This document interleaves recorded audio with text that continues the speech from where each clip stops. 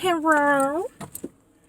So I honestly thought I was going to start creating media with nice backdrops and nice things, but you know what? I can't sit still long enough. I'm always doing things and going places. So here we go again with a Coyote rant on the road. Today's content and topic is spiritual capitalism.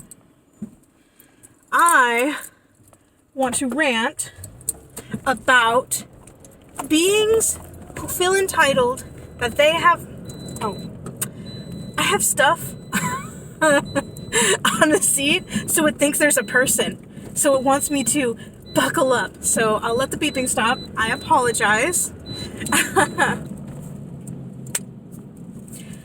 So there are people who feel entitled that we are in a capitalistic nation. We are in a consumeristic nation. The way I see it, Americentrism is devoid of accountability. It is divorced from spirituality. It is entitled. It is affluent. It is a resource extractor. It does not even think about reciprocal practices or policies. So when you have indigenous people, people of color, and people who are American of second, third, fourth, fifth, sixth generation American of European or international descent that is not from the Americas as an indigenous community, you have a behavior of a community that does not maintain an integral relationship with culture. So sometimes when I'm talking to my friends, I might say, America is a cultureless society. We have many communities of many cultures. We have many people that can celebrate different cultures. We are a diverse territory. However, we are cultureless as a society. We don't maintain societal norms that have an integral, accountable culture. We are of a capitalist environment, one that is indoctrinated with religion and is of the patriarchal motif.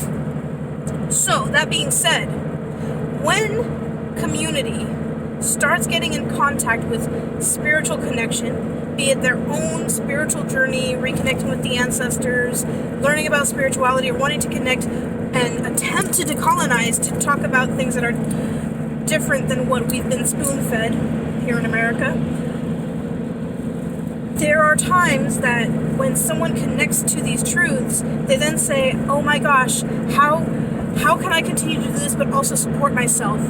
It feels so good and it feels so right, and it does feel real, because there are elements, because dominant society has been denied that connection to spirituality. Because when we think about it and we recognize that all of us, when we honor our ancestors and recognize that all of our ancestors have indigenous lineages from the land that they come from, when we start to recognize that, we then start to realize, all of our peoples had earth-based spiritual practices, and all of our communities were aligned with these values and these indigenous pedagogies. Now, the important part is you also need to bring in cultural protocols, meaning, are you acknowledging the indigenous stewards of the land before contact? Do you know the native nations of whose land you are on and who you are visiting and who you have settled upon land? And the environment that you're impacting, i.e. our kinship to all living systems, the plants, the animals.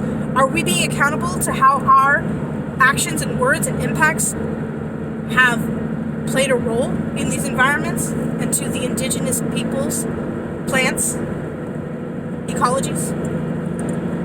So, when someone has been denied the spiritual connection and starts to awaken themselves in this journey, they then start to connect to this truth that this feels real.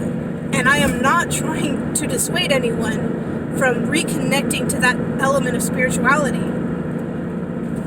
But the quarrel I have is how people navigate it. When a non-native person or non-indigenous to the territory or to said medicine, let's say participates in a lodge. I'm just going to make it very rudimentary. Non-native person participates in a lodge. They were welcomed. It is allowed. from that community, whoever's offering. Now, they were invited. They felt something real. It was authentic. They then said, oh my gosh, this is amazing. I want to provide it to my community. I want to take this, package it. But wait, how do I survive in this world but also engage in this? Oh, I'll sell it. Oh, well, it's not selling it if people appreciate and give me contributions. This person has no in-depth relationship with this medicine or knowledge or teaching. They may have experienced something authentic, but they don't have an authentic relationship to an accountable, reciprocal relationship to said medicines and knowledge. Do they even ask permission from the native peoples that they learned from? Or do they have an ongoing relationship, i.e., an elder gives me permission to sing a song at, let's say, an MMIW, Missing and Murdered Indigenous Women rally or gathering. That elder has asked me to share a song that they've requested, and it is their song. They said, I want you to sing it. That only gives me permission to sing said song at said environment one time. If I ever want to sing it again, I have to seek permission from that community, from that elder, to be able to share it again. Now, this is the problem when you are not raised in a culture of community, or a community of culture that has protocols and cultural parameters and respect and integrity towards these indigenous teachings. You have communities saying, oh, it's okay, I'm allowed to do so. I.e. someone who participates in a lodge, or someone who carries a pipe, someone who has been given the opportunity to carry a pipe, given the opportunity to host or provide a lodge, they continue doing so off assumption. I am not trying to be mad at people who want to engage or have a respect for these spiritual practices. And I understand we can't go back in time to do everything all the old way, in the before time. We're in a new environment. And so, that being said, what steps do we take to have an integral, respectful relationship? If someone is getting paid to provide ceremony, check in with who their community is and how they can be accountable. Or are they accountable to their community? If someone is coming into a territory and they're very popular, just because you're popular does not mean you're accountable. And if they're going into a new territory saying that they're so conscious and aware and wanting to help people connect to spirituality, are they acting accountable to asking permission to the indigenous stewards of the land that they are invading upon and prophetizing off of? Some of these things are not known. I recognize that. And through all of the things that are against us at times, from social media to this internet connectivity to lateral violence to intergenerational trauma to historical violence and historical trauma, we don't need more reasons to poke and prod and hurt each other and come to assumptions about each other beforehand. I recognize that I am in reaction right now in stating that I've seen a few things that have gotten me upset.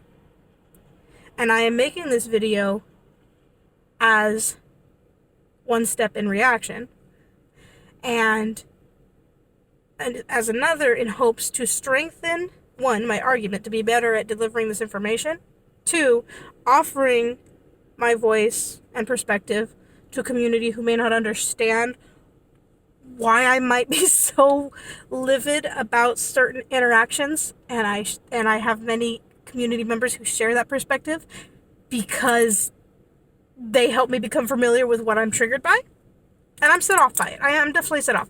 This is my reaction to what I saw. I'm being accountable to that. However, the actions of people prophetizing off of spirituality and proclaiming that they are native, so therefore they have the right to do so, is damaging and hurting our indigenous community. It is ongoing settler colonialism, feeling as though that it could capitalize off of spirituality. It is hurting indigenous peoples because of entitlement, because of affluenza, because they're well-intended, and we need ceremony. We're all humans of the earth. but you're exploiting native spirituality. You could totally package it and say New Age. You could say inspired by indigenous practices. But when you start saying these are native things, but you're not accountable to what nation, and you're hodgepodging multiple instances, i.e. sweat lodges and pipe ceremonies and teepees and arbors and California native wisdoms, and you're in California not involving California natives, not even teaching the people who are part of your circle that they are on occupied native land, not honoring truth and history, that's where I got a problem. And yes, again, I'm in reaction. But the messed up part is, the frustration and anger in this can be applied to numerous instances. I, however, might only be in reaction due to one thing that I've recently seen, which inspired this video. I'm not even going to name it. You feel free to message me to ask about it. But the messed up part is, you could probably send this video to a few community members, and if the shoe fits, I don't see anything wrong with community wanting to messy car wanting to, and it's gonna beep. I don't see anything wrong with people coming together to honor earth-based spiritual practices, to attempt to re-engage in these knowledges both of past and present and hopes towards the future. But be accountable to what you're creating. Do not say, based on traditional native blah blah blah. Oh, Native American shamanism. That's a whole nother rant.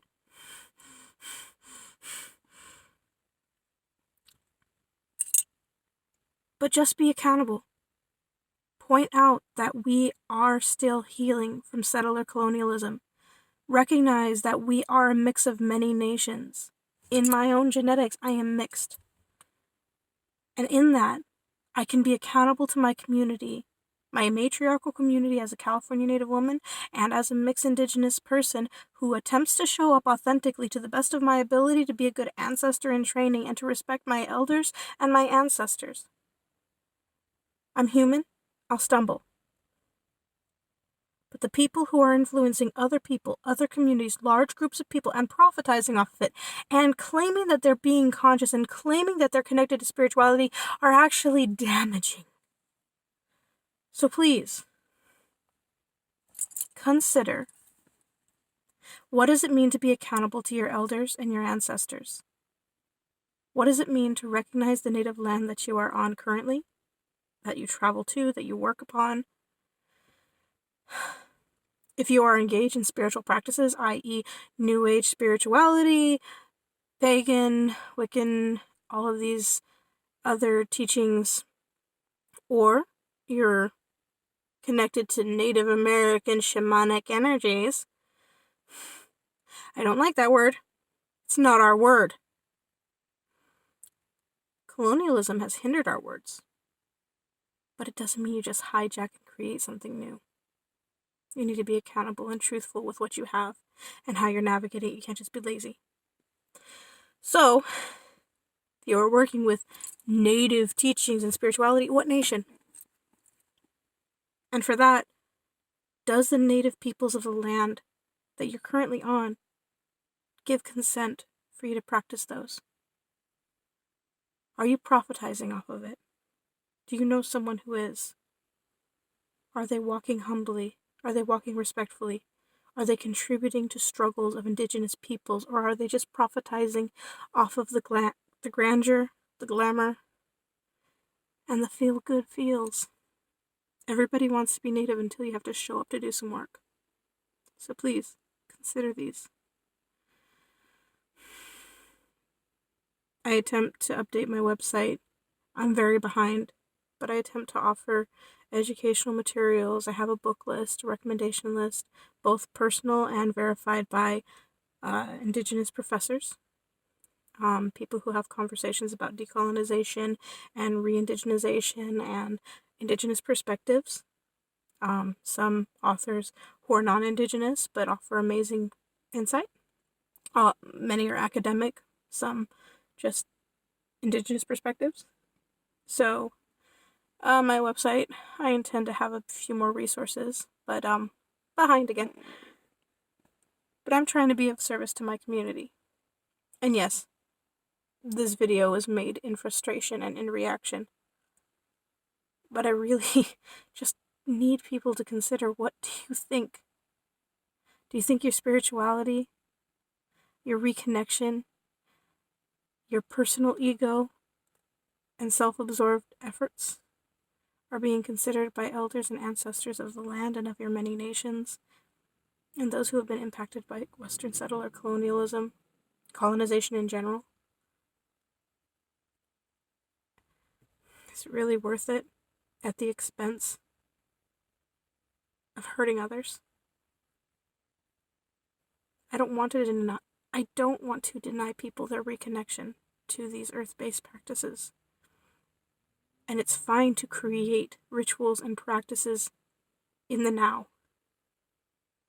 Consider the impact that you have to your communities, to your environments, to the next 7 generations. So I really hope I got through to some of you. Lots of love.